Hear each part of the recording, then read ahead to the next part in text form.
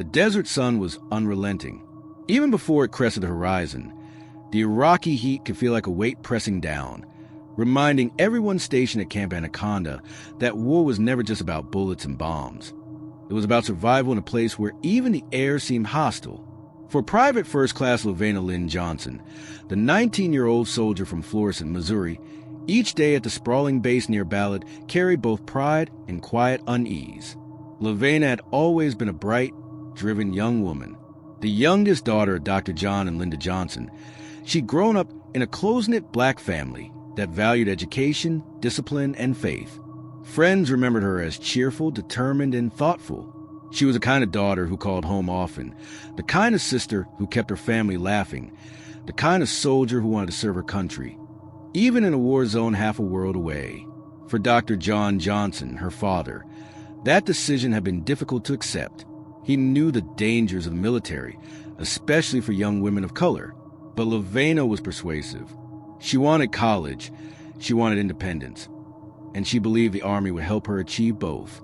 "Daddy," she'd said, "this will make me strong."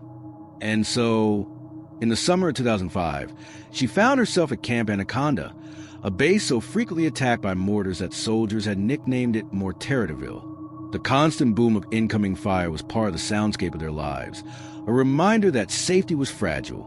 But despite the war outside the gates, it was the dangers inside that would claim LaVena's life.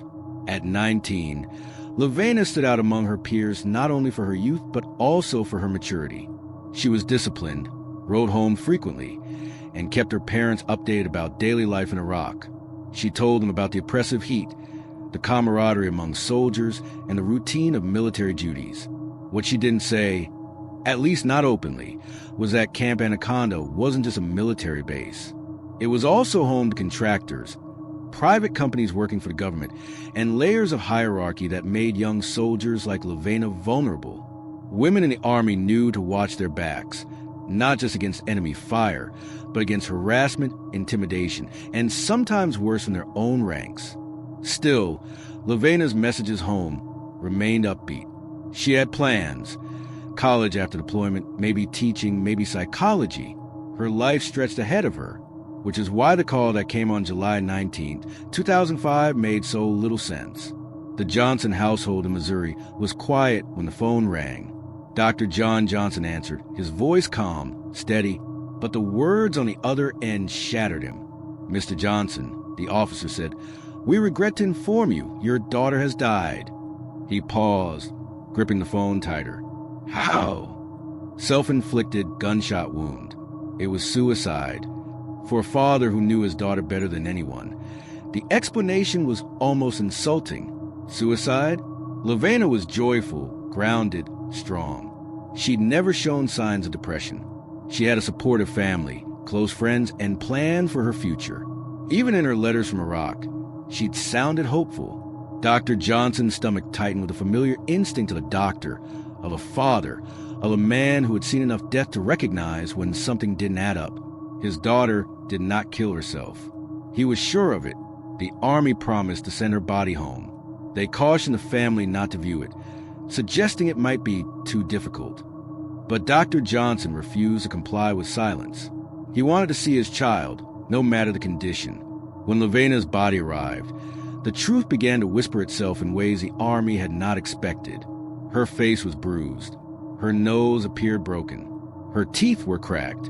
The Army's official story said she had put a rifle in her mouth and pulled the trigger. Yet Dr. Johnson noticed the entry wound was on the side of her head, not the mouth. Worse still, the angle didn't match what was possible given her arm's length and the size of the weapon. And then, there was the most disturbing detail of all. Acid had been poured onto her genitals. A crude attempt, perhaps, to destroy evidence of sexual assault. The Army had called it suicide. But to Dr. Johnson, it looked more like murder. What had really happened that night? The Army's timeline was vague. They claimed LaVena was upset after a failed relationship with another soldier, that she walked alone, entered a contractor's tent, and used her M16 rifle to end her life. But the details didn't align.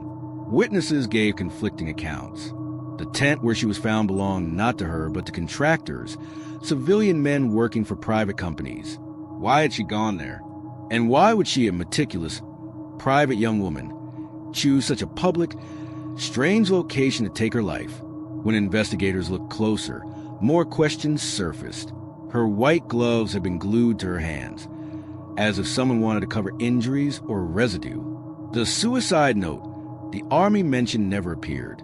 A trail of blood led outside the tent, as though she had been moved. The Army story was crumbling, but they insisted on it anyway. Standing over his daughter's broken body, Dr. Johnson made a vow. If the Army thought they could bury the truth with LaVena, they were wrong. He began asking questions, filing Freedom of Information Act requests, pressing for details. Every step met resistance. Reports were redacted, evidence withheld. Officials warned him to let it go. But grief can be louder than fear. Dr. Johnson spoke publicly, telling anyone who would listen that his daughter had been murdered. He demanded answers from the Army, from Congress, from anyone with authority. Each revelation pulled him deeper into a maze of corruption, silence, and cover-up. And he wasn't alone. As journalists, activists, and fellow soldiers began to examine the case, a chilling possibility emerged. LaVena's death wasn't just an isolated tragedy. It was part of a larger, darker pattern. Other women in the military had died under suspicious circumstances, their deaths labeled suicides despite evidence of assault or foul play. Families were told not to ask questions. Cases quietly closed. The military, it seemed, had much to lose if the truth about sexual violence within its ranks came out. And so, deaths like LaVena's were explained away with the same word, suicide. But LaVena Johnson was not going to be another forgotten statistic. Her story was about to unravel one of the Army's darkest secrets and reveal suspects who had far more to hide than anyone first imagined. The desert night had a strange stillness to it.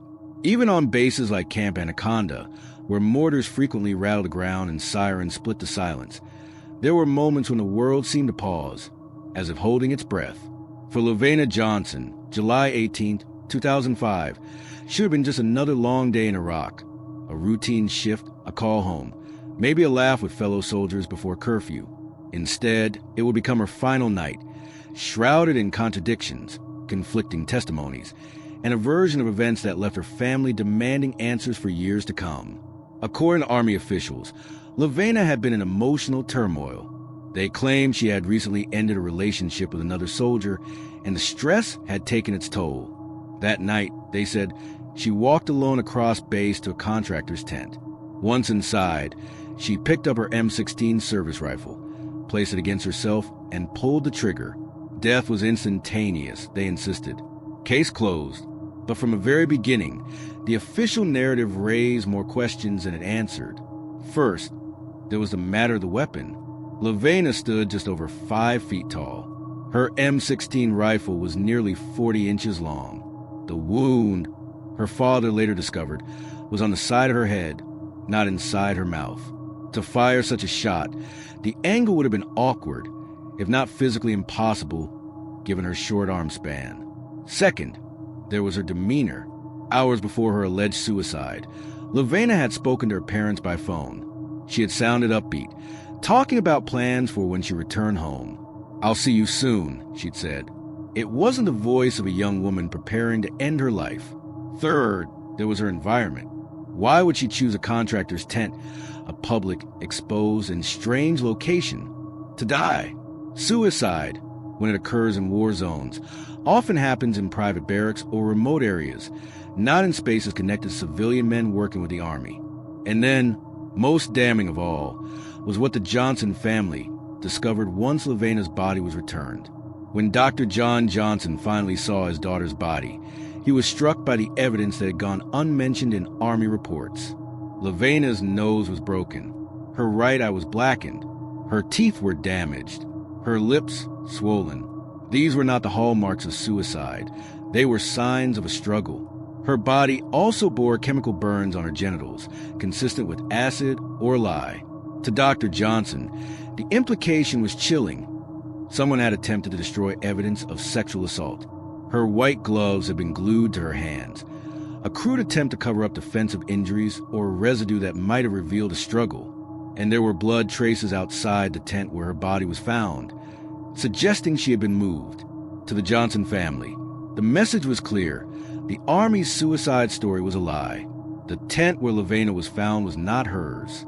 It belonged to private contractors, men working for companies like Kellogg Brown and Root KBR, which held lucrative contracts with the U.S. government.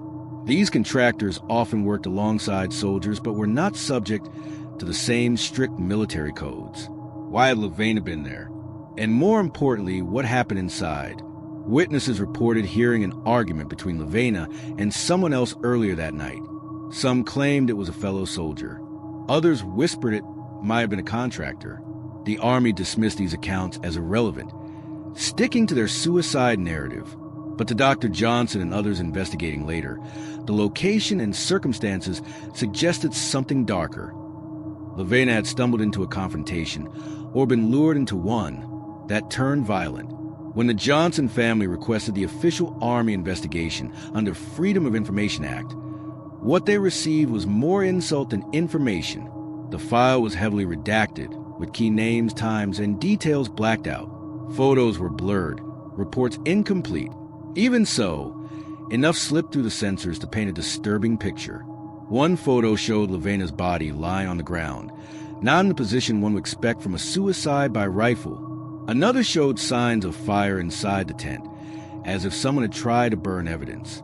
Why would someone commit suicide, then attempt to set their surroundings on fire?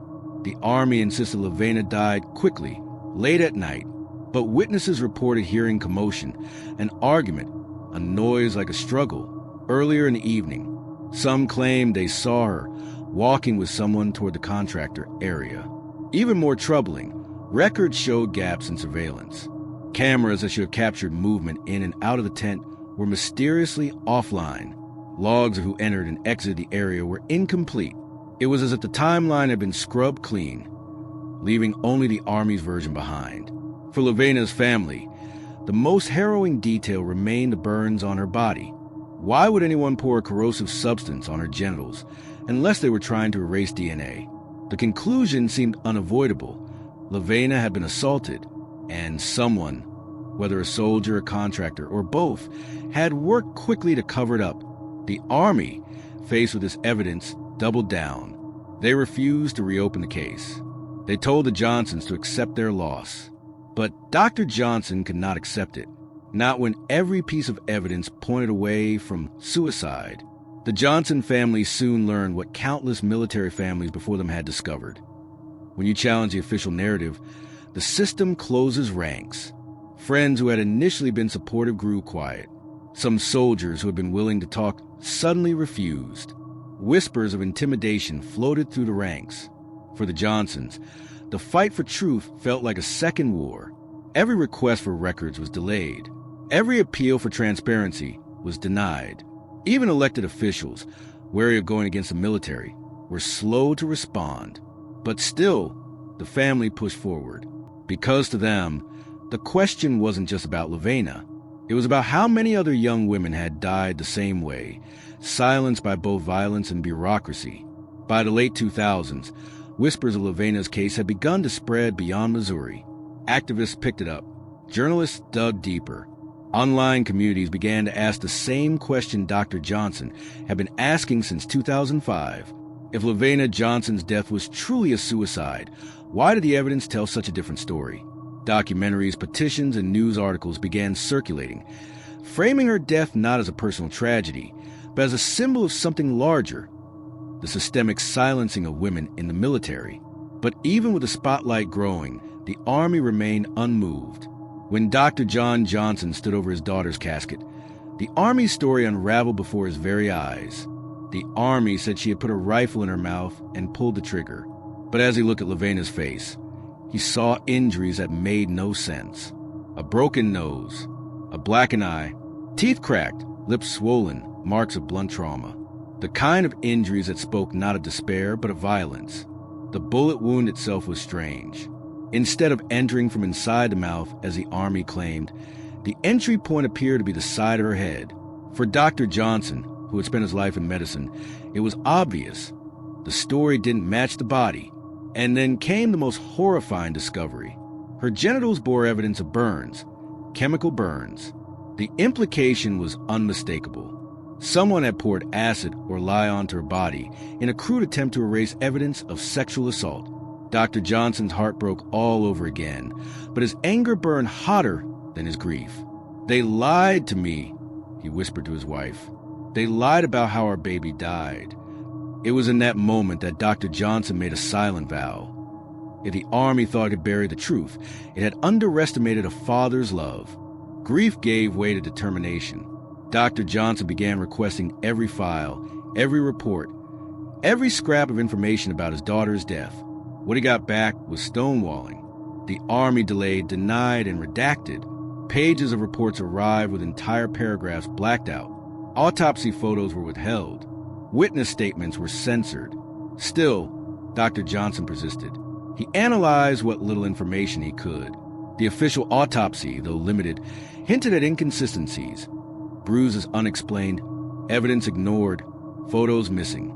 Every time the Army shut a door, Dr. Johnson looked for another way in. He contacted journalists, activists, and lawyers. He knocked on doors of congressmen. He told LaVena's story to anyone who would listen. But fighting the Army was no easy task. The Johnson family's grief was compounded by frustration, isolation, and fear. Neighbors would sometimes whisper, "Why won't they let it go?" Friends urged him to find peace. But Dr. Johnson knew peace could never come from silence. He remembered LaVena's last call home, her bright voice, her plans for the future. That was not a girl preparing to die. That was a young woman full of life. And so, he refused to let her be remembered as a suicide. He would not allow the world to believe that lie. Piece by piece, the truth began to emerge, not through the Army's cooperation, but through persistence and leaks. Photographs, obtained only after years of pressure, showed blood outside the tent where LaVena's body was found. Drops and smears suggested she'd been injured elsewhere and moved. Why would a suicide victim leave a blood trail? Inside the contractor's tent, investigators noted signs of a small fire, charred debris, partially burned papers, and scorched areas of fabric. The Army dismissed it as irrelevant. But to Dr. Johnson, it was obvious. Someone had tried to destroy evidence. Perhaps the strangest discovery of all were LaVena's gloves. White gloves had been glued to her hands. Why would someone glue gloves onto a dead woman's hands? Unless they were trying to hide fingerprints, defensive wounds, or gunshot residue that might reveal she hadn't fired the weapon at all. Some soldiers recalled hearing an argument involving LaVena earlier that night. Others reported seeing her walking toward the contractor's area with someone else. Yet, in the official investigation, those testimonies were minimized, ignored, or redacted. The Army's determination to call it suicide seemed less like an honest conclusion and more like a cover-up. As Dr. Johnson dug deeper, he realized LaVena's case wasn't just about one death. It was about a system. Reports of sexual assault in the military were widespread. Women soldiers spoke of harassment, intimidation, and violence. Too often, when they reported it, they were punished, silenced, or ignored. Some even turned up dead, deaths labeled suicides under suspicious circumstances. LaVena was not the first, and she wouldn't be the last. Camp Anaconda wasn't just home to soldiers. It also housed private contractors working for companies like KBR, subsidiaries of Halliburton. These men lived and worked alongside the military, but operated in a legal gray zone. If a contractor assaulted a soldier, jurisdiction was murky. Accountability was rare. Was LaVena's killer one of them? A contractor with too much to lose if exposed, protected by a system that preferred silence to scandal? For the Army, admitting that a young female soldier had been raped and murdered inside their own base would have been explosive. It would have raised questions about safety, command responsibility, and accountability. Far easier to label it suicide. A tragic but personal choice. A story that required no deeper investigation. And so, that was a story they stuck to, no matter how much evidence contradicted it. But Dr. Johnson refused to be silent. His campaign to expose the truth grew louder. He appeared on news programs. He spoke at events. He connected with other families who had lost daughters in similar circumstances. Together, they formed a chorus of voices demanding answers. Still, the Army stonewalled. But the more they resisted, the more suspicious the case became. As whispers spread across Camp Anaconda, one thing became clear. LaVena's death was not an isolated event in the minds of those who knew her. Soldiers quietly told investigators about arguments they had overheard. One soldier claimed LaVena had been seen walking toward the contractor area with a man earlier that evening. Others mentioned that she had been upset, not over a broken relationship, as the Army suggested, but after an uncomfortable encounter with a superior officer. The possibilities widened. Was LaVena the victim of sexual violence from someone in her own unit? Or had she been targeted by a civilian contractor, a man shielded by the murky rules of military corporate partnerships? The tent where LaVena's body was found belonged not to the military, but to civilian contractors, employees of Kellogg Brown and Root KBR, a subsidiary of Halliburton. These contractors worked closely with the Army, providing logistical support, but they were not subject to military justice. If a contractor committed a crime, jurisdiction became complicated. Often, cases slipped through the cracks, leaving victims without justice. For Dr. Johnson, this detail was damning. Why would his daughter, a young soldier, have gone to that tent at night? The answer seemed obvious. She didn't go willingly.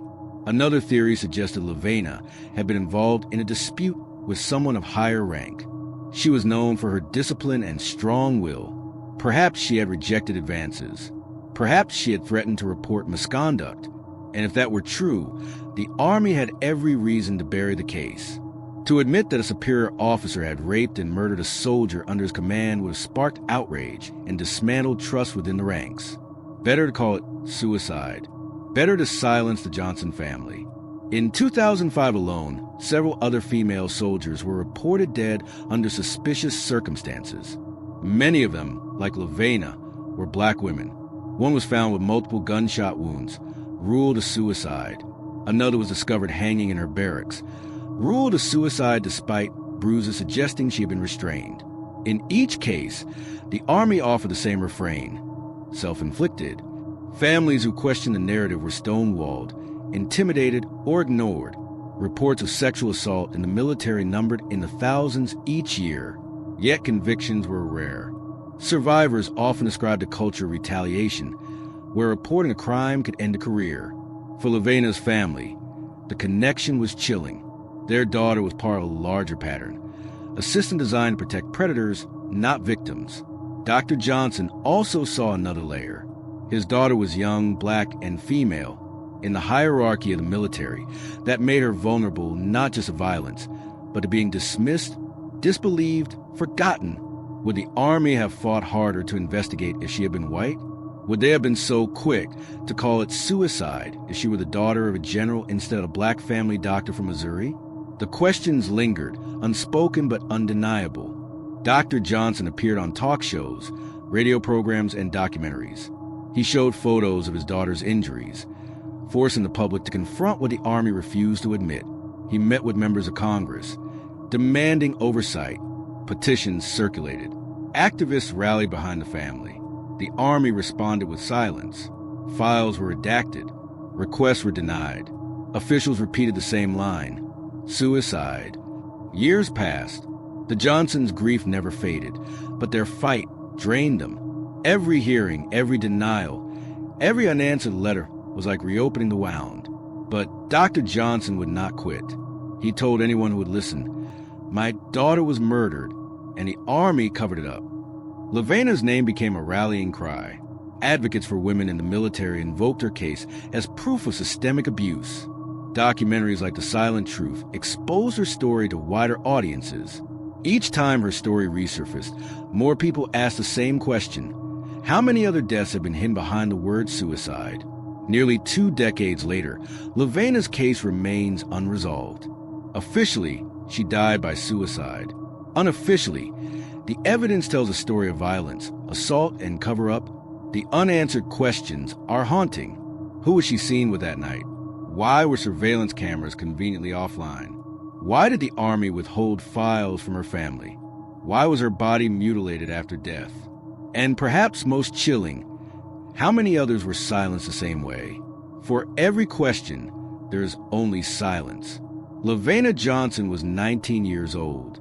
She dreamed of college, of a future beyond the desert sands of Iraq.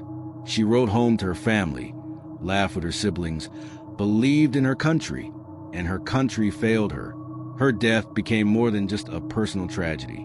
It became a symbol of the dangers faced by women in uniform, of the indifference of a system that protects itself instead of its soldiers, and of the unyielding love of a family that refused to accept silence.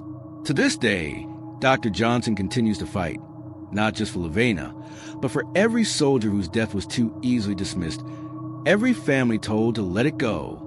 Because the question still hangs in the air like a challenge, a demand, a truth no one wants to face. How many military deaths are hidden behind the words suicide,